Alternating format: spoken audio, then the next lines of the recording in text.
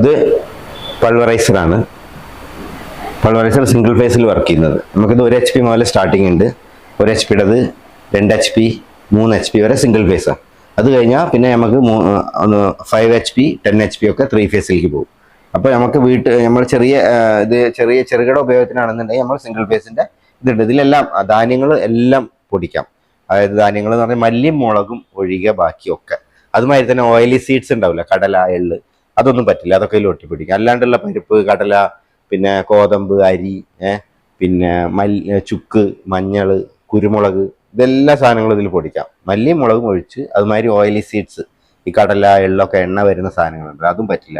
തേങ്ങ, കൊപ്ര, അതൊന്നും പറ്റില്ല. ബാക്കി എല്ലാ സാധനങ്ങളും ഇതിൽ നമുക്ക് പൊടിച്ചെടുക്കാൻ പറ്റും. വീട്ടിലെ ആവശ്യം. ഒരു സിംഗിൾ ഫേസ് ആണ്, ഒരു HP-യുടെ മോട്ടറാണ്. കാരണം സൈസ് കണ്ടില്ലേ, കോമ്പാക്റ്റ് ആണ്.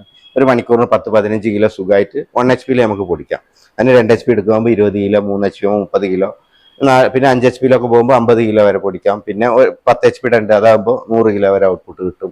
നമ്മൾ ഉപയോഗിക്കുന്ന സാധനങ്ങളതനുസരിച്ചാട്ടോ. ഉപയോഗിക്കുന്ന അരിപ്പ, ഇതിൽ മെഷ് വരുന്നുണ്ട്. ഈ മെഷ് ഇപ്പോൾ ഇതിൽ കുറേ മെഷ് ടൈപ്പ് കണ്ടിട്ടില്ല നിങ്ങൾ? ഇത്രയും മെഷ് ഇതിൻ്റെ കൂടെ വരുന്നതാണ്. ഇത്രയും മെഷുകൾ ഇപ്പോൾ ഇതിൻ്റെ കൂടെ വരുന്നുണ്ട്. അപ്പോൾ നമുക്ക് ഈ വലിയ മെഷുകളൊക്കെ എന്താ ഉപയോഗിക്കുക വെച്ചാൽ, നമ്മൾ ഈ ചുക്ക്, മഞ്ഞൾ, അങ്ങനത്തെ കട്ടിയുള്ള സാധനങ്ങളൊക്കെ ആദ്യം ഇതിൽ പ്രീ ക്രഷ് ചെയ്യും. ഈ സാധനം ഇട്ടിട്ട് ഇത് ജസ്റ്റ് ഇങ്ങനെ തുറന്നിട്ട് ഇതിലിതാ ഈ എൻഡ്, ഈ എൻഡിലിട്ട് നമ്മൾ ഈ മെഷ് ഇതിൽ കയറ്റും. ഇതിൽ കയറ്റിയിട്ട് ഇങ്ങനെ പ്രസ് ചെയ്ത് കൊടുത്തിട്ട് അടയ്ക്കുക. അടച്ചിട്ട്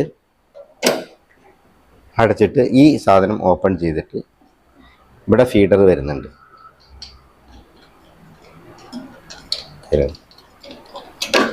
ഈ സാധനം ഓപ്പൺ ചെയ്തെടുത്തിട്ട് ഇവിടെ നമ്മൾ ഫീഡർ ഉണ്ട്. ഈ ഫീഡറിനെ നമുക്ക് ഇവിടെ ഫിക്സ് ചെയ്യാം. ഇങ്ങനെ ഫിക്സ് ചെയ്തിട്ട് ആ നോബ് ഇട്ട് കൊടുക്കാം.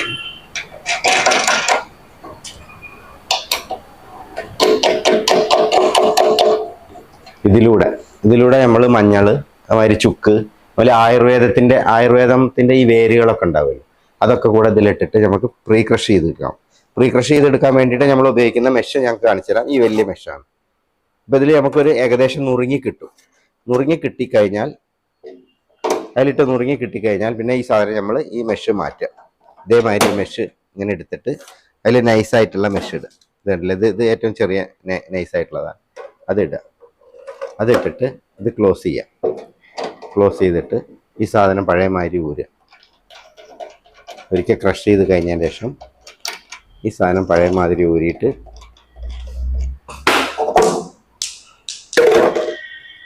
ഇത് തന്നെ ഫിക്സ് ചെയ്യാം. ഈ സാധനം നമുക്ക് തിരിച്ച് ഫിക്സ് ചെയ്യാം. ഇതിലിങ്ങനെ ഫിക്സ് ചെയ്യാം.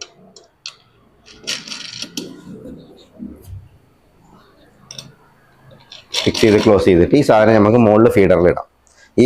ഈ പൊടിച്ച സാധനം ഉണ്ടാവില്ല, ഈ ക്രഷ് ചെയ്ത് വന്ന സാധനം ഇങ്ങനെ എടുത്ത് മുകളിൽ ഫീഡ് ചെയ്യാം.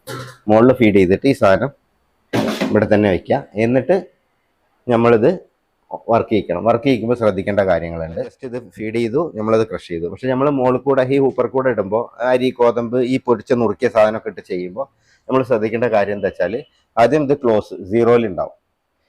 ഈ റെഗുലേറ്റർ 0-ൽ വെച്ചിട്ട് ഇവിടെ ഫീഡ് ചെയ്ത് കഴിഞ്ഞതിന് ശേഷം നമ്മൾ മെഷീൻ ഓൺ ചെയ്യുമ്പോൾ ഇവിടെ ഒരു മീറ്റർ ഉണ്ടല്ലോ, ഈ സാധനം ഈ ബ്ലാക്കിൽ ഉണ്ടാവും.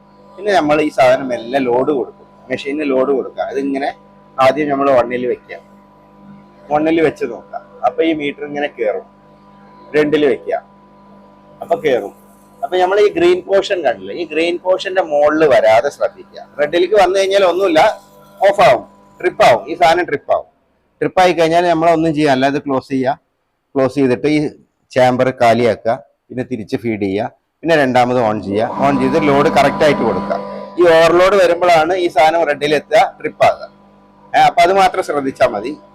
ഇങ്ങനെ വർക്ക് ചെയ്യാം. അത് നമുക്ക് ഒരു മണിക്കൂറിന് 15 കിലോ, ഞാൻ പറഞ്ഞില്ല, ഒരു 10-15 കിലോ ഈസി ആയിട്ട് ചെയ്യാം. ഓക്കെ. ഇതിന്റെ അതിനനുസരിച്ച് മാതിരി നമുക്ക് മെഷുകളുണ്ട്. കുറച്ച് നൈസ് കുറവാണെന്നുണ്ടെങ്കിൽ ഇതിൽ കൂടെ 7 മെഷ് വരുന്നുണ്ട്. അതിൽ ആവശ്യമുള്ള മെഷ് നമ്മൾ ഇട്ടിട്ട് നമുക്ക് ആവശ്യമുള്ള നൈസ് എടുക്കാവുന്നതാണ് കേട്ടോ. പിന്നെ ഇത് ക്ലീൻ ചെയ്യാനൊക്കെ എളുപ്പമാണ്. അതേമാതിരി കഴിഞ്ഞു കഴിഞ്ഞാൽ ഇത് 0-ലേക്ക് കൊണ്ടുവരിക, കുറച്ച് നേരം വിടുക, കുറച്ച് നേരം റൺ ചെയ്യുക. ഇപ്പൊ കംപ്ലീറ്റ് ആ സൗണ്ടൊക്കെ മാറിയിട്ട് ലോഡ് ചാമ്പർ ഫ്രീ ആവും.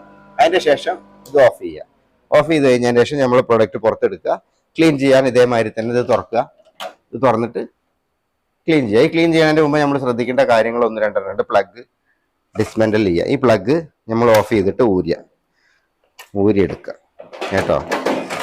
ഈ രണ്ട് കാര്യങ്ങൾ പ്രത്യേകം ശ്രദ്ധിക്കുക. അതെ.